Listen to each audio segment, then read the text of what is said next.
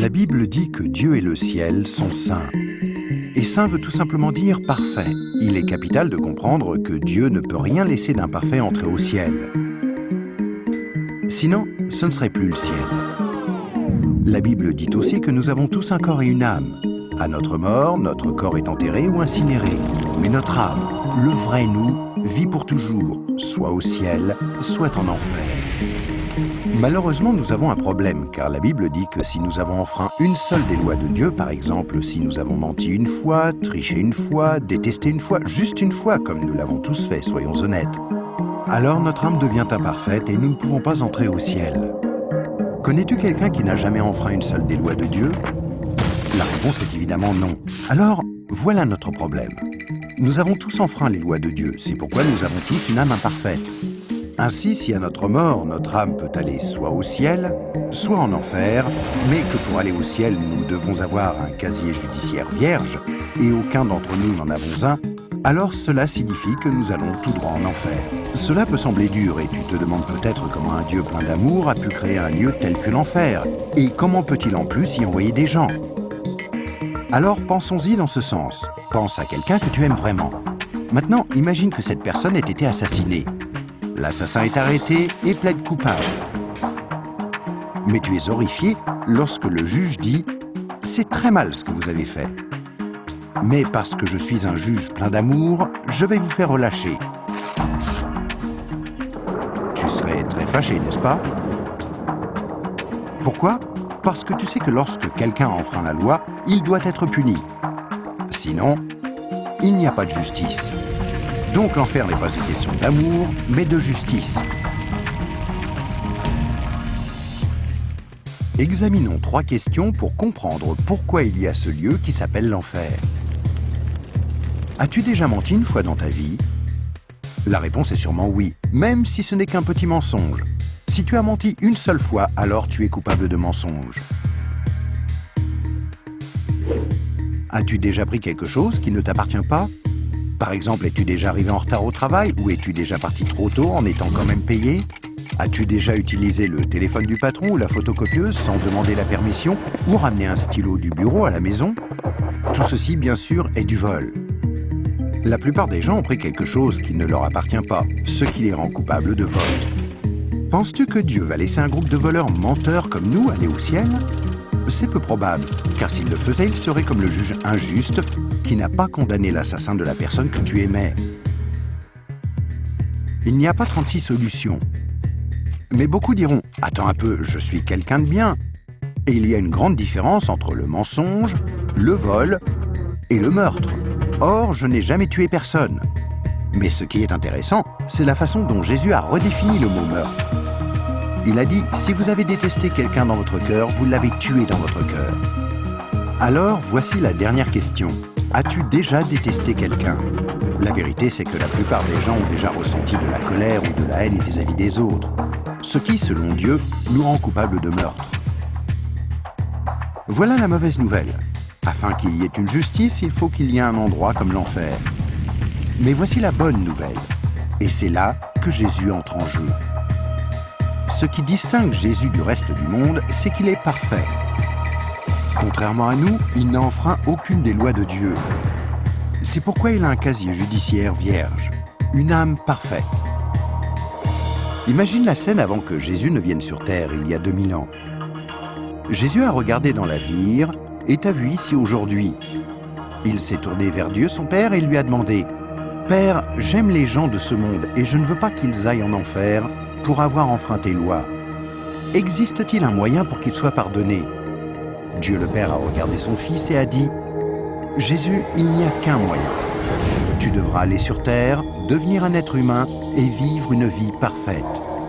Puis tu mourras d'une mort cruelle sur une croix pour prendre la punition que les gens du monde méritent pour avoir enfreint mes lois.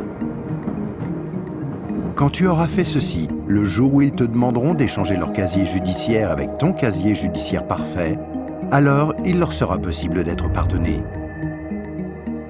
Jésus a accepté volontairement, et il y a 2000 ans, il est venu pour donner sa vie pour nous, pour payer le prix de toutes les lois de Dieu que nous avons enfreintes. Or, il n'y a pas de plus grand amour que lorsque quelqu'un donne sa vie pour nous.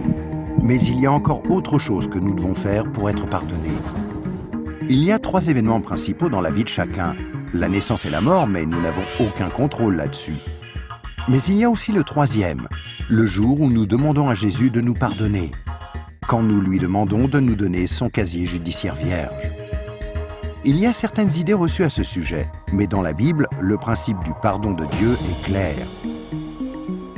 Nous ne sommes pas pardonnés en étant baptisés ou confirmés, ni même en priant occasionnellement, ou en allant à l'église, ou en croyant en Dieu, ou en essayant d'être bons. Ce sont toutes de bonnes choses, mais aucune ne nous accorde le pardon. Jésus a dit qu'il y a 2 choses que nous devons faire pour être pardonnés. La première est que nous devons avoir la volonté de nous détourner de tout ce que nous savons être mal et demander pardon à Dieu. Remarquez le mot « volonté ». Il y a peut-être certaines choses que nous nous sentons incapables de renoncer par nos propres forces, telles que dépendance, mauvaises habitudes ou des obsessions. Mais là n'est pas le problème. Dieu nous aidera du moment que nous en avons la volonté et que nous voulons nous détourner de ces choses-là et demander pardon à Dieu. La deuxième chose que nous devons faire, c'est faire totalement confiance à Jésus.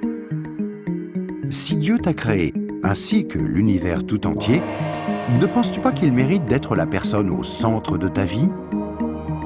Faire totalement confiance, c'est reconnaître que Jésus est ton sauveur et accepter de le suivre.